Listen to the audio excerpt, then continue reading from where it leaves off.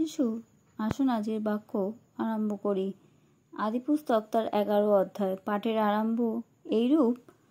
বাবিলে ভাষাভেদ। সমস্ত পৃথিবীতে এক ভাষা ও এক রূপ কথা ছিল। পরে লোকেরা পূর্ব দিকে ভ্রমণ করিতে করিতে সিনিয়র দেশে এক সমস্থলী পাইয়া সে স্থানে বসতি করিল। আর পরস্পর কহিল, আইসো আমরা ইষ্টক নির্মাণ করিয়া অগ্নিতে দগ্ধ করি। তাহাদের ইষ্টক তাহাদের প্রস্তর ও মেটিয়া তৈল চূর্ণ হইল।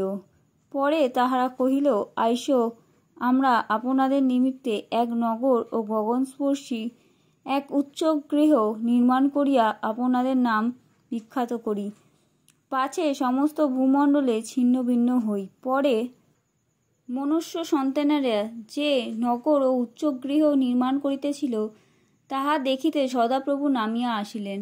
আর সদাপ্রভু কহিলেন, দেখো তাহারা সকলে এক জাতি ও এক ভাষাবাদী এখন এই কর্মে প্রবৃত্ত হইল। ইহার পরে যে কিছু করিতে সংকল্প করিবে তাহা হইতে নিবারিত হইবে না। আইসো আমরা নিচে গিয়া সেই স্থানে তাহাদের ভাষার ভেদ জন্মাই, যেন তাহারা একজন অন্যের ভাষা বুঝিতে না পারে।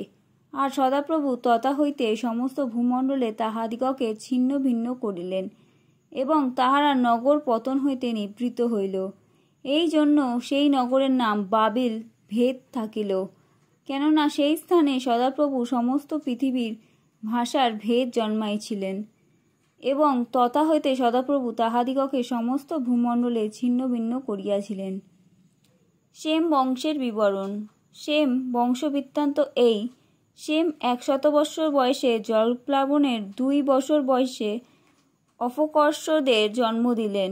অপকর্ষদের জন্ম দিলে পর শেম 500 বৎসর জীবিত থাকিয়া আরও পুত্রকন্যা জন্ম দিলেন। অপকর্ষদ 35 বছর বয়সে শেলহের জন্ম দিলেন। শেলহের জন্ম দিলে পর অপকর্ষদ 403 বছর জীবিত থাকিয়া আরও পুত্রকন্যার জন্ম দিলেন। শেলহ 30 বছর বয়সে এবরের জন্ম দিলেন। এবরের জন্ম দিলে পর শেলহ 403 বছর জীবিত থাকিয়া আরও পুত্রকন্যার জন্ম দিলেন। এবর 34 বছর বয়সে পেলগের জন্ম দিলেন। পেলগের জন্ম দিলে পর এবর 430 বছর জীবিত থাকিয়া আরও পুত্রকন্যা জন্ম দিলেন। পেলগ 30 বছর বয়সে রিউর জন্ম দিলেন। রিউর জন্ম দিলে পর পেলগ 209 বৎসর জীবিত থাকিয়া আরও পুত্রকন্যা জন্ম দিলেন। রিউ 32 বছর বয়সে সরগের জন্ম দিলেন। সরগের জন্ম দিলে পর রিউ 207 বৎসর জীবিত থাকিয়া আরও পুত্রকন্যা জন্ম দিলেন। সরগ 30 বৎসর বয়সে নাহরের জন্ম দিলেন। নাহরের জন্ম দিলে পর সরগ 200 বৎসর জীবিত থাকিয়া আরও পুত্রকন্যার জন্ম দিলেন।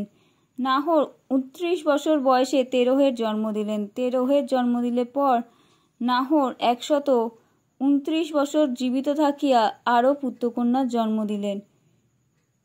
তেরহ 70 বছর বয়সে অব্রাম, নাহর ও হারনের জন্ম দিলেন।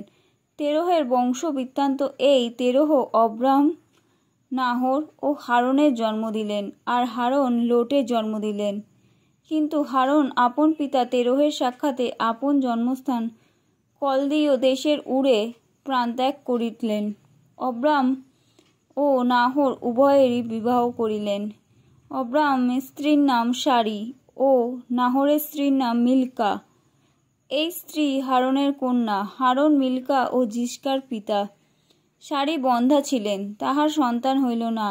আর তেরহ আপন পুত্র অব্রাহামকে ও হারনের পুত্র আপন পুত্র লোটকে এবং অব্রাহামের স্ত্রী সারি নানী পুত্রবধূকে সঙ্গে লইলেন। তাহারা একসঙ্গে কনান দেশে যাইবার নিমিত্তে কলদীয় দেশের উর হইতে যাত্রা করিলেন, আর হারন নগর পর্যন্ত গিয়া তথায় বসতি করিলেন। পরে তেরহের 205 বছর বয়স হইলে ওই হারনে তাহার মৃত্যু হইল। আমেন।